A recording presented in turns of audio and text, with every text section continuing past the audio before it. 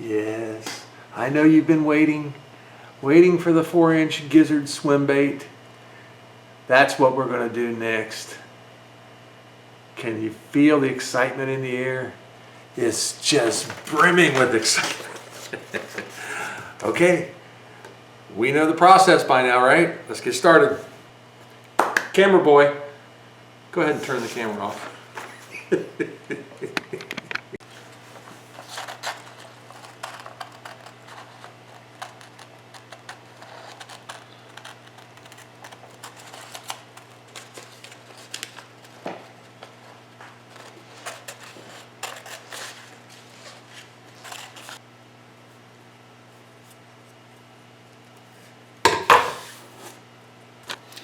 Okay, we're starting with a block of wood here that is really synthetic wood. It's made from decking. You know, it's a piece of old scrap decking, synthetic decking. So it's really, I guess, PVC, polyvinyl chloride material. Very buoyant. And the decking is a little bit firmer than what I used, the white stuff. But anyway, this makes good... and if you're going to build a lure, this is better than carving with wood, because wood has a grain to it, and you're always going to be dealing with the grain versus the meat of the wood, the soft and hard transitions. This stuff is the same density all the way through, and it's about the perfect density to be plenty buoyant enough to float well, and then also strong enough to hold hangers, hook hangers, and things like that. So I recommend it highly.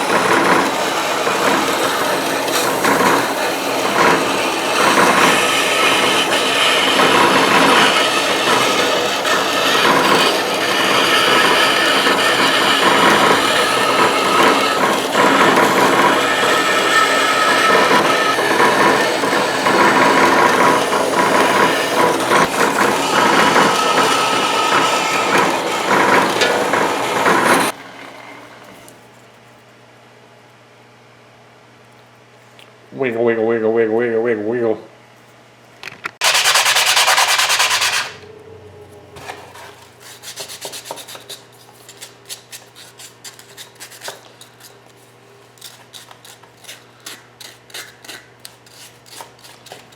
Okay, the next thing to do is get the thickness of the bait is probably no much fatter than this. So it's going to start fairly full figured. It's going to start with basically most of the thickness that we have there in the head. And then it's going to taper back as we start from the midsection to the tail fairly drastically. So somewhere probably right in there. Something along the lines of that. Back to the saw.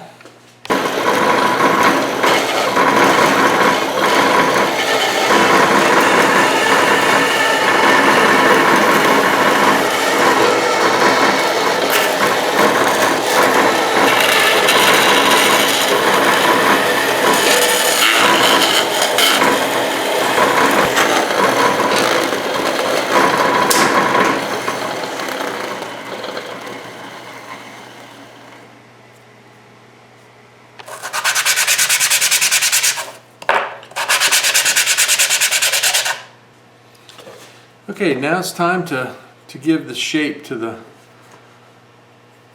top and bottom, give it its overall body shape. I'm going to carve this radius on the top and then the belly.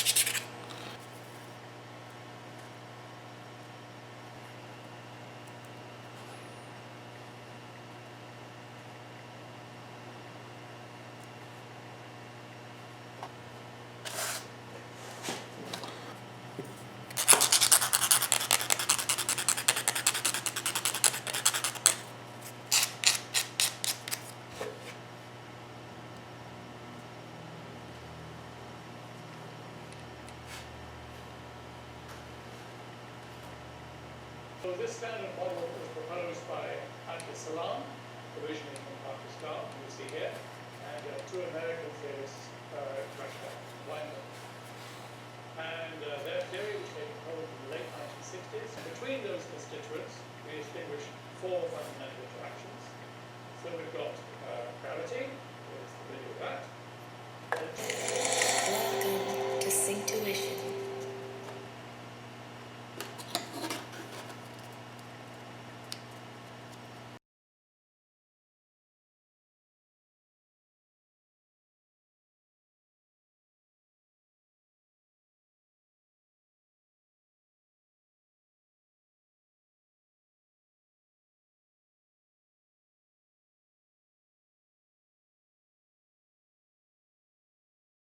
They can't be codified, they can't be made a factor in social communication. And so it is that it is in a way for too many authoritative masters and teachers.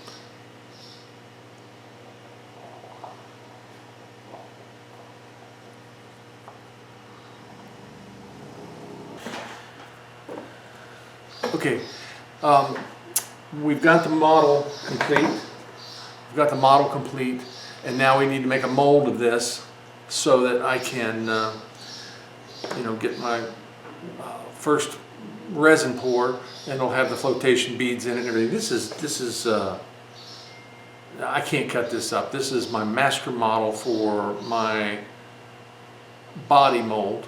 And then also I'll make bodies. I can just make bodies, and then I can cut different lengths out of those bodies.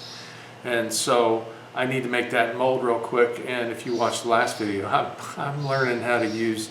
I know people will already email me and said, "What form of dark sorcery is this?" But no, it's just tackle magic. I basically just think about it really hard, close my eyes, snap my fingers, and boom, there it is. And just see how that works. Look, I got the mold done, and look. The first pour is done. Fantastic. I wish I could teach this stuff to you guys. Everybody should be able to use tackle magic. I mean, homemakers. My wife would love to know how to do that kind of stuff. So let's get started on this. Now we need to decide. I'm going to make this first one a wake bait. Maybe make a glide bait too. So that'll be a 2-piece. But the first one's going to be a 3-piece wake bait. And this is a little guy. This is just 4 inches, Let's see there. I can hide it in my hands. I've got pretty small hands.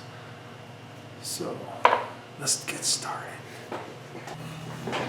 Okay, so one of the things that I do when I'm building lures is I'm constantly losing sleep. I'm constantly thinking about how can I improve both the appearance of the lure and the mechanics of the lure and the actual function of the lure. So those 3 things are constantly, what goes through my mind as I'm building and tinkering with lures. So what I'm going to try on this swim bait is something a little different. One of the things I've always kind of wondered about is how close can I get a joint and still get it to work freely? most of my baits in the past, I've got them pretty good. I mean, you know, compared to a lot of the baits I see out there, they're pretty good. But I'm wondering, could I control that even more? And one of the things I would need to control that more would be a tighter hole. You know, so the hole in my eyelet would have to be so much tighter, so that when the pin went through, you know, when my pin dropped through the hole, there was very little play.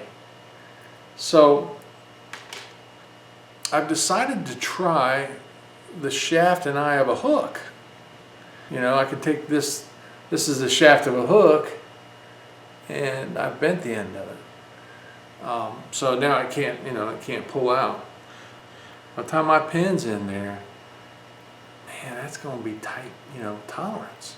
So I should be able to get this thing even closer on my joint and have, you know, good fluid movement. So that's one of the things I'm going to try on this swim bait.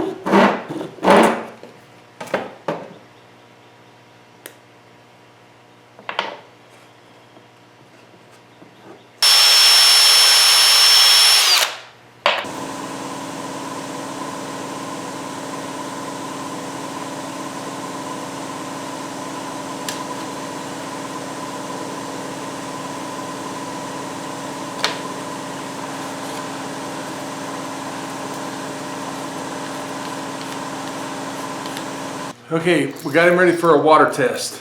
I'm gonna go test this thing and before we paint it, you know, spend the time painting it, make sure everything's good. We may have to add some weight. So I'll be back. You wanna go with me? I mean, you're welcome to if you want. All right, you don't wanna go? Okay, you do? Yeah, I'm just kidding. Well, there's no sense in looking at it until it's painted, right? All right, because I mean, I could, yeah. If it were me, I'd want to see it. If I was out there.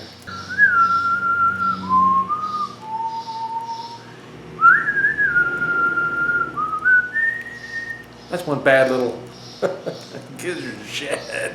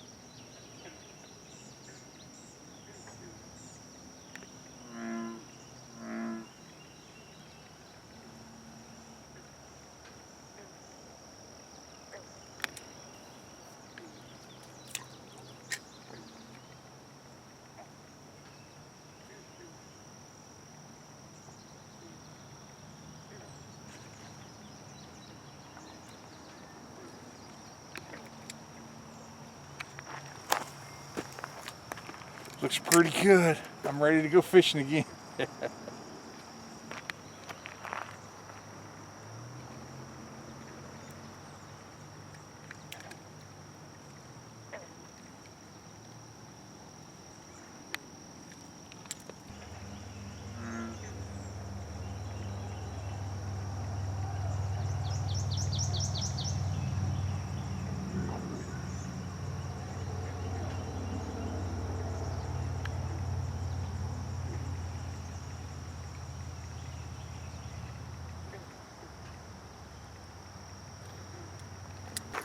The 4-inch Gizzard Shad wake bait.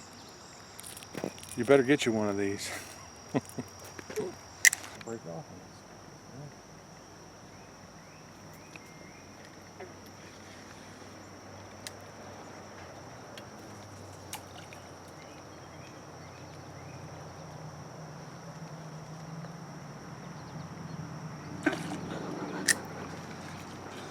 You done scared him.